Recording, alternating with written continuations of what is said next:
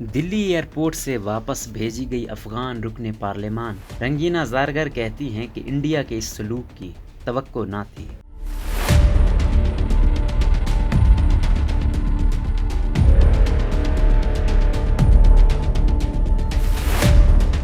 افغانستان کی رکن پارلیمان رنگینہ زارگر نے کہا کہ وہ اب انڈیا نہیں آئیں گی کیونکہ انہیں نئی دلی کے ایئرپورٹ سے واپس کر دیا گیا تھا۔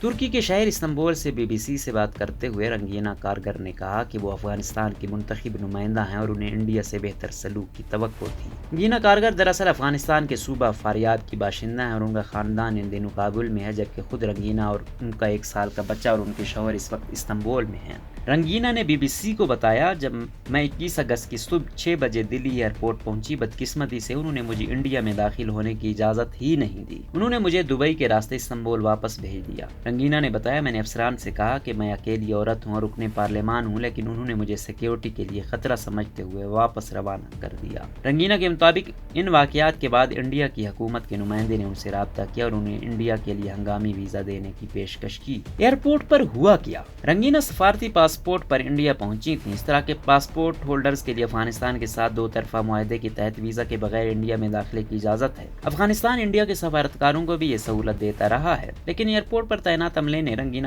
کارگر کو دبئی کے راستے استنبول بھیج دیا۔ رنگینہ کہتی ہیں کہ انڈیا سے جے پی سنگھ نے مجھ سے رابطہ کیا اور کہا کہ مجھے ایمرجنسی ویزا کے لیے درخواست دینی چاہیے، میرا 1 سال کا بچہ ہے، میں اسے بھی اپنے ساتھ لے جانا چاہتی تھی اور میں نے اس کے لیے ای ویزے کی درخواست کی تھی، لیکن ہمیں کوئی جواب نہیں ملا۔ جے پی سنگھ انڈیا کی وزارت خارجہ میں جوائنٹ سیکرٹری ہیں اور ایران، پاکستان اور افغانستان سے متعلقہ معاملات کے انچارج ہیں۔ رنگینہ کہتی ہیں، میں نے انڈیا کے لیے اپنی فلائٹ سے پہلے اپنے بچے کے لیے ویزے کی درخواست کی تھی، لیکن 1 ہفتہ گزرنے کے بعد بھی ہمیں کوئی جواب نہیں ملا۔ انہوں نے مزید کہا کہ ایک بار انڈیا نے مجھے واپس کر دیا تو اب میں مستقبل قریب میں انڈیا نہیں آ سکوں گی۔ انڈیا کے رویے پر تنقید۔ رنگینہ اس وقت اپنے شوہر اور بچے کے ساتھ استنبول میں ہیں، لیکن ان کے خاندان کے زیادہ تر افراد کابل میں ہیں۔ وہ اپنے خاندان کی حفاظت کے بارے میں بہت فکر مند ہیں۔ رنگینہ کہتے ہیں کہ میرے خاندان کے افراد حکومت کی جانب سے طالبان کے خلاف لڑ رہے تھے، لیکن اب طالبان اقتدار میں، افغانستان کے حالات بہت خراب ہیں۔ میں ہر وقت اپنے خاندان کے بارے میں پریشان رہتی ہوں۔ میں انڈین حکومت سے کہنا چاہتی ہوں کہ ان کے افغانستان کی حکومت سے تعلقات بہت اچھے تھے، ہم نے ایک دوسرے کو بہت سپورٹ کیا۔ میں رکن پارلیمان ہوں، مجھے توقع نہیں تھی کہ انڈیا میں میرے ساتھ ایسا سلوک کیا جائے گا۔ میں ایک عورت ہوں، میں اکیلی سفر کر رہی تھی۔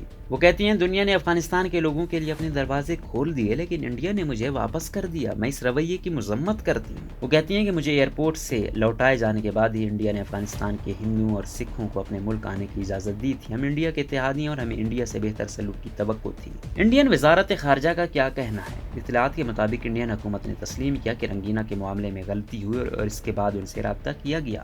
انڈین ایکسپریس کی رپورٹ کے مطابق یہ معاملہ جمعرات کو ہونے والی آل پارٹی میٹنگ میں اٹھایا گیا تھا اور اسی دوران حکومت نے یہ بات کہی تھی۔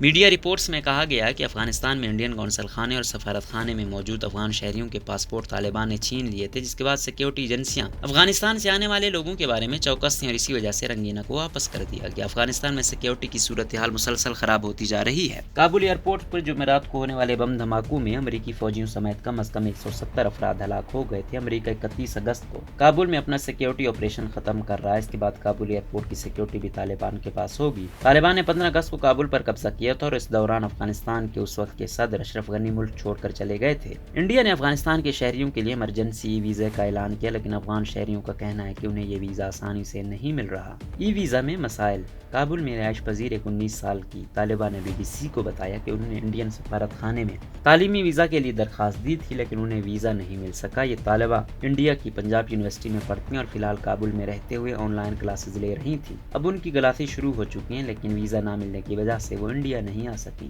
طالبہ نے کہا، میں اس وقت اپنے خاندان کی 5 خواتین ارکان کے ساتھ گھر میں قید ہوں۔ طالبان ہمارے گھر کے باہر کھڑے ہیں، ہم کھڑکی بھی نہیں کھول سکتے ہیں۔ وہ کہتی ہیں کہ میں انڈیا آ کر اپنی کلاس لینا چاہتی ہوں، لیکن انڈیا نے مجھے ویزا نہیں دیا۔ میں نے ای ویزے کے لیے درخواست دی، لیکن ابھی تک جواب نہیں ملا۔ 31 اگست کے بعد کابل ایئرپورٹ کی حفاظت پر مامور امریکی اور نیٹو فوجی دستے واپس آ جائیں گے۔ ابھی یہ واضح نہیں ہے کہ اس کے بعد کابل ایئرپورٹ پر سیکیورٹی کی صورتحال کیا ہوگی۔